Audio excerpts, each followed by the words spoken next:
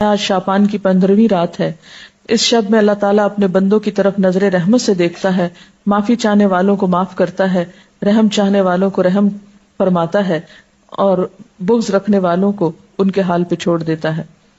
لیکن اس حدیث کی کوئی بھی اصل نہیں. یہ حدیث جو ہے درست نہیں اور اس پر اعتبار نہیں کیا جا سکتا. شعبان کی 15ویں رات میں جو شخص 12 رکعت نماز پڑھے گا، ہر رکعت میں قل هو اللہ 30 مرتبہ، وہ نہیں مرے گا تا وقت اپنا ٹھکانہ جنت میں نہ دیکھ لے. از اٹ پاسبل کہ کوئی شخص یعنی جنت دنیا میں دیکھ لے؟ کیونکہ حدیث میں آتا ہے کہ وہ ایسی جگہ ہے کہ کسی آنکھ نے اس کو دیکھا ہی نہیں، کوئی دماغ اس کا تصور نہیں کر سکتا، خواب میں بھی کوئی نہیں دیکھ سکتا، تو کہاں یہ کہ وہ دیکھ لے. یہ بالکل من گھڑت سٹوری ہے اور ناقابل اعتبار.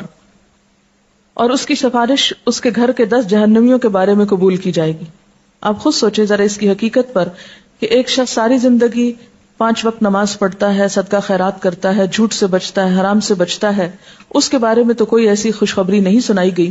اور کہاں یہ کہ ایک شخص ایک رات میں کھڑے ہو کر ایک رکعت میں 30 دفعہ قل هو اللہ پڑھ لے اور اس کے لیے اتنی بڑی بشارتیں کہ وہ دنیا میں ہی جنت دیکھ لے اور 10 گھر والوں کو بچا لے کہ جن کے بارے میں جہنم کا فیصلہ ہو چکا. یہ بات تو عقل بھی نہیں مانتی، کہاں یہ کہ اس کے اوپر دین کے اعتبار سے کوئی اعتماد کیا جا سکے. پھر اسی طرح ایک اور موضوع حدیث ہے، شعبان کی 15ویں تاریخ کا روزہ 120 سال کے روزے کے برابر ہے. یہ بھی مشہور ہے بات اور یہ بالکل جھوٹ بات ہے. یعنی 60 سال گزشتہ زمانے کے اور 60 سال آئندہ کے، اور یہ چیز بھی قابل اعتبار نہیں. تو جو صحیح روایات سے ہم کو پتہ چلتا ہے شعبان کے بارے میں وہ کیا ہے کہ اس مہینے میں روزوں کی فضیلت ہے. یعنی ایک برکت والا مہینہ ہے، رمضان کی ابتدا ہے، رمضان کی تیاری ہے اور کثرت سے نفلی روزے رکھنے چاہیے. ہاں 15 شعبان کے بعد نفلی روزوں سے بھی روکا گیا ہے تاکہ رمضان کے لیے کمزوری نہ ہو اور رمضان کے روزے چھوٹنے کا اندیشہ نہ ہو. ایک آیت جو عام طور پر اس رات کے بارے میں قرآن پاک سے کوٹ کی جاتی ہے وہ سورۃ الدخان کی یہ آیت ہے، انا انزلناہ فی لیلۃ مبارکۃ انا کنا منذرین فیہا یفرق کل امر حکیم امرا من عندنا انا کنا مرسلین رحمتا من ربک انہ هو السمیع العلیم. ترجمہ ہے اس کا، بے شک ہم نے اسے برکت والی رات میں اتارا ہے، بے شک ہم خبردار کرنے والے ہیں، اس میں بانٹا جاتا ہے ہر حکمت والا کام ہمارے پاس کے حکم سے، بے شک ہم بھیجنے والے ہیں تمہارے رب کی طرف سے رحمت، بے شک وہی سنتا جانتا ہے. یہ آیات مکہ معظمہ میں نازل ہوئیں، واقعہ معراج سے قبل نازل ہوئیں.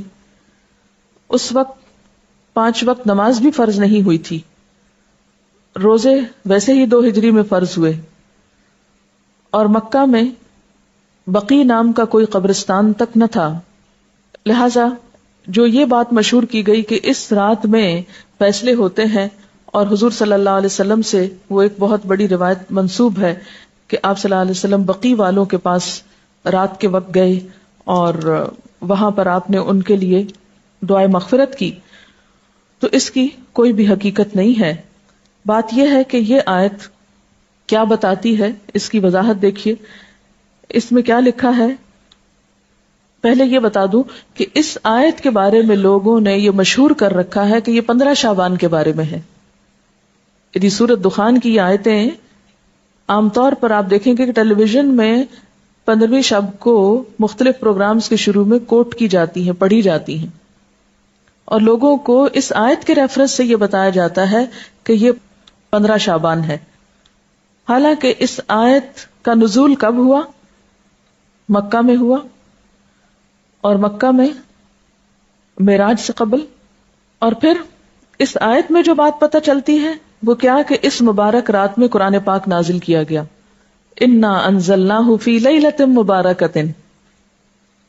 قرآن پاک ہی کی ایک اور آیت سے کیا پتہ چلتا ہے کہ قرآن پاک کب نازل ہوا؟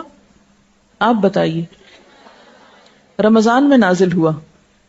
سورۃ البقرہ کی آیت شہر رمضان الذی انزل فیہ القرآن، کہ رمضان وہ مہینہ ہے جس میں قرآن پاک نازل کیا گیا. پھر وہ رات شعبان میں